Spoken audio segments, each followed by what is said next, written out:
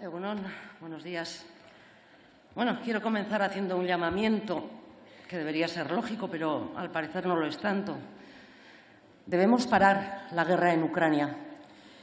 Dirán muchos de ustedes que es ingenuo pedirlo. Quizá hasta lo ridiculicen, pero ni es ingenuo ni es ridículo, porque construir la paz no lo es, no es ingenuo y no es ridículo. Es difícil, sí, pero es posible. Y parece que por alguna razón, por algún interés, nos quieren convencer de lo contrario. La diplomacia, el diálogo y la negociación son posibles, pero lo que estamos viendo estas últimas semanas va justo en el camino contrario. Y volveré a repetirlo para que nadie tergiverse nuestra posición. Desde Euskal Herria Bildu rechazamos enérgicamente la invasión rusa ordenada por Putin sobre Ucrania. Una agresión injustificable que está generando mucho dolor y sufrimiento en la población ucraniana, en la población europea y también en la rusa. Porque al final, todos lo sabemos, en las guerras unos pocos ganan, pero la mayoría pierde, perdemos. Y frente a ello, frente a un ataque de estas características, existen dos opciones. Dirigir todos los esfuerzos internacionales a buscar una salida mediante la diplomacia o dirigirlos a aumentar la escalada. ¿En qué escenario creen que estamos? Pues sí, en avivar un conflicto bélico que está alcanzando cotas que podrían desembocar en una guerra abierta en Europa, llegando incluso a una crisis nuclear. Mientras dejamos de lado los esfuerzos diplomáticos, enviamos más y más armas. Mientras dejamos de lado los esfuerzos para el diálogo, aplicamos más y más sanciones que están empobreciendo a la ciudadanía de toda Europa. Mientras dejamos de lado los esfuerzos para un acuerdo de paz, aumentamos la tensión con cada declaración pública. ¿Cree que esta es la forma de terminar con la guerra, señor Sánchez? ¿Cuál es el plan si no pasa por buscar una salida dialogada? Preguntas que llevan meses sin respuesta y que merecerían respuestas claras. Señor Sánchez, tenemos la sensación de que hay intereses para que esta guerra se alargue y que por ello no se hacen los esfuerzos diplomáticos necesarios. Pero nos negamos a aceptar que el único escenario posible sea alimentar y alargar la guerra.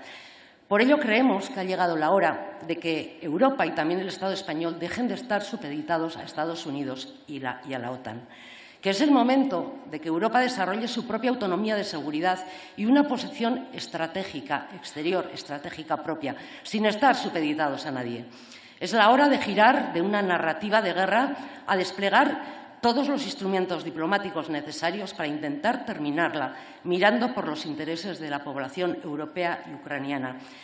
Y ya no lo decimos solo nosotros, señor Sánchez, no lo dice el pueblo vasco que votó en contra de la OTAN, lo dicen también dirigentes europeos como el ministro de Economía francés, que comienzan a verbalizar públicamente lo que millones de personas pensamos. Y esto es lo que decía: la guerra en Ucrania no debe dar como resultado una dominación económica de Estados Unidos y un debilitamiento de la Unión Europea. No podemos aceptar que nuestro socio estadounidense venda el gas 4 veces más caro que lo vende a sus industrias. El ministro de Economía francés esta misma semana, más claro agua, señor Sánchez. Le pedimos que tome usted una posición de firmeza y busque aliados en Europa para salir de esta espiral. El mejor apoyo a Ucrania vendrá de acompañarnos en la búsqueda de una solución, no de empujarles a una guerra. Pero ello, y aunque la paz siempre es más difícil que la guerra, ello no debe obstar para intentarlo una y otra vez. Creemos que es hora de reflexionar y recuperar la iniciativa diplomática antes de que sea tarde, señor Sánchez. Hoy vuelve a presentar un paquete de medidas coyunturales para hacer frente a una crisis estructural. Y como hemos repetido innumerables veces, hacen falta medidas de protección que valoramos positivamente, pero también y de manera urgente políticas estructurales que comiencen a transformar el insostenible modelo depredador del planeta y de personas en el que estamos inmersos. Porque el tope al gas está bien, pero es necesaria una intervención y transformación del mercado energético para acabar con el insultante negocio que las grandes empresas hacen de un bien básico. Los impuestos a las eléctricas, los bancos y las grandes fortunas también están bien, pero deben ser parte de una reforma fiscal estructural y no temporal que reequilibre la balanza hacia una justicia fiscal en favor de la mayoría social y trabajadora. El tope al alza de los alquileres está bien, pero es necesaria la intervención urgente del mercado inmobiliario para que un derecho como la vivienda deje de ser un negocio. Mientras no se haga todo esto, seguiremos poniendo parches en vez de soluciones. Hoy ha presentado usted el plan de contingencia con nuevas medidas. Un plan, del que aún desconocemos su desarrollo y alcance y que incluirá medidas de ahorro y medidas de impulso económico y protección social. Bien, nos gustaría destacar de entre todas ellas una, por el gran impacto que tiene en miles y miles de familias vascas, así como del Estado. La de acabar ya con la discriminación que sufren las familias con calderas comunitarias.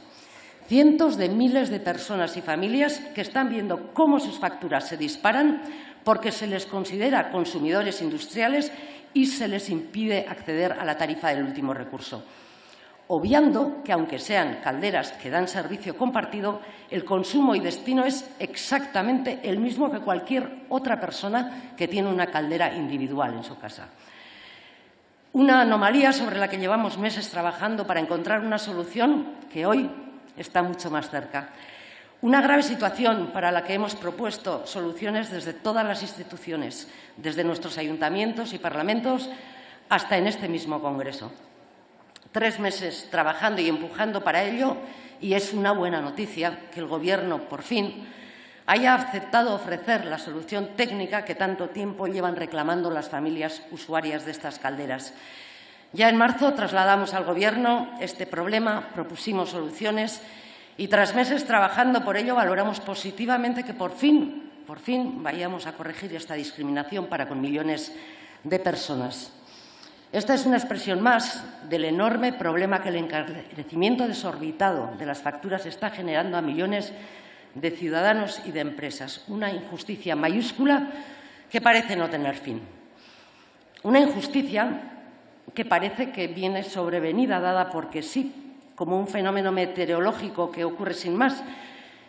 Pero no, todo lo que está ocurriendo con el alza de precios y la inflación, el aumento de las facturas de luz y de gas o el precio de los carburantes, tiene responsables. Es consecuencia de las políticas erróneas de los gobiernos y de las prácticas mafiosas y egoístas de las grandes empresas del sector energético.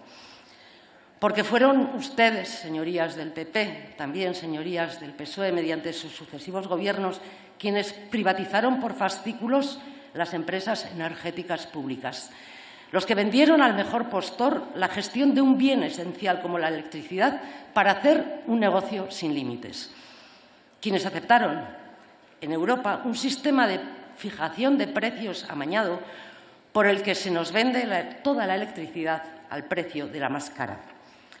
Fueron ustedes quienes permitieron que los dirigentes de las grandes empresas energéticas, las petroleras, los bancos y el IBEX tuvieran más poder que sus propios gobiernos, quienes les han dado la capacidad de imponer sus doctrinas económicas contra los intereses de la mayoría social. Y ahora, lo reconocemos, este Gobierno se ha atrevido a dar algunos pasos, pequeños pasos, para intentar frenar esta deriva, intentando que ahora, por primera vez, aporten algo, una parte de todo lo que deberían. Aún queda mucho por exigirles, pero son primeros pasos que van en la buena dirección.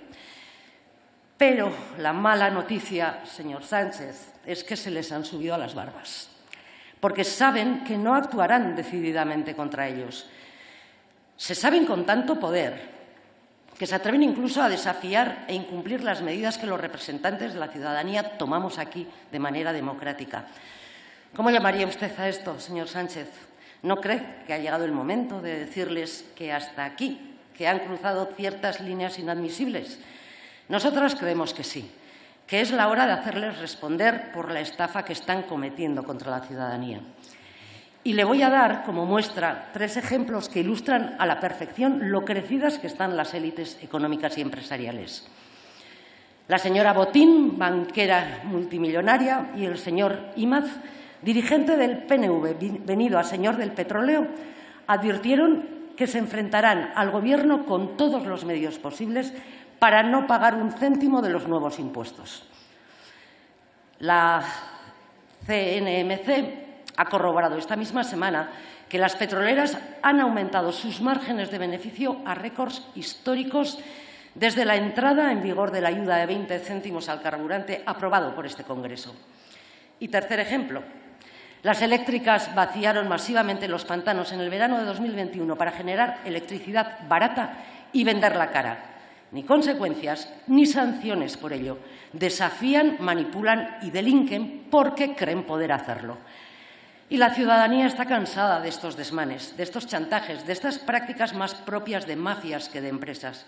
Y por eso, porque ellos, las élites, cada vez notan más ese descontento y rabia de la gente hacia quienes les roban, es por lo que dicen que no se puede hablar de ricos y pobres. El señor Garamendi nos ordena ahora a todos que no hablemos de ricos y pobres, que no se puede dividir la sociedad entre ricos y pobres y, sin que sirva de precedente, estamos de acuerdo con él, porque efectivamente no hay ricos y pobres, hay pobres porque los ricos como ellos empobrecen a la mayoría, hay pobres porque ricos como ellos saquean a la mayoría, hay pobres porque sus empresas ganan miles y miles de millones anuales a costa de las cada vez más altas facturas que pagan la mayoría. Hay pobres porque ellos, los ricos, defraudan y evaden impuestos, debilitando los servicios públicos.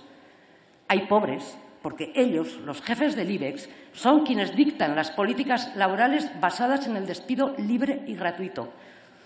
Hay pobres porque ellos, los ricos, dueños de fondos buitre y bancos, hacen de la vivienda un negocio.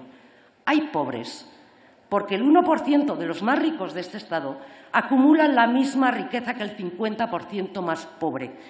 Porque, en definitiva, hay pobres porque los ricos, ese 1%, acumula y acapara la riqueza que genera el otro 99%.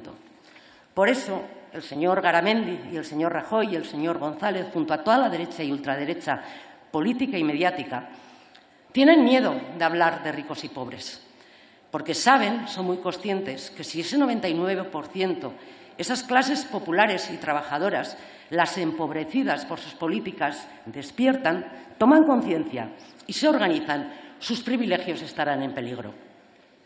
Por eso es tan importante seguir denunciando, señalando los responsables de todo ello y exigiendo acabar con la brecha social y la injusticia económica que generan.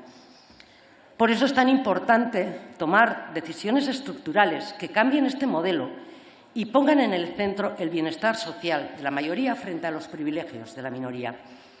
Porque mientras unos pocos acumulan riquezas imposibles de gastar en 100 vidas, otros muchos ni siquiera podrán vivir dignamente una. Y sí, señorías, un sistema que funciona así es un sistema fallido. Termino. Ayer era 12 de octubre, el día de ondear banderas, pasear a los militares y mostrar el orgullo patrio. Todos esos que he mencionado, desde el señor Garamendi a la señora Botín, lo celebrarían por todo lo alto, junto a los militares y las fuerzas de seguridad, junto al rey impuesto por un dictador y los fascistas ahora sentados en escaños, junto a las cúpulas judiciales y los directivos de grandes medios de comunicación. Todos a una por España, dicen. Nosotras no lo hicimos, porque todo eso, como bien le he dicho en alguna ocasión, tiene un nombre, régimen del 78, y ayer se mostró en toda su expresión. Nosotros, los soberanistas de izquierda, no nos reconocemos en todos ellos. Al igual que estamos seguras, no se reconocen millones de ciudadanos y ciudadanas de este Estado que, independientemente del sentimiento nacional que tengan, creen que ha llegado la hora de romper con esa herencia, de levantar esa hipoteca que aún mantiene la opresión sobre los trabajadores y sobre las naciones de este Estado. Porque es ese régimen del 78, en todas sus expresiones, la económica, la monárquica, la militar o la judicial, la que niega un futuro mejor, más justo y digno, no solo a nuestras sociedades y pueblos, sino también a la mayoría social y trabajadora de este Estado, que estamos seguros anhela un futuro con más derechos y libertades para todas y para todos. Eskerrik asko. Muchas gracias, señora Aizpurúa.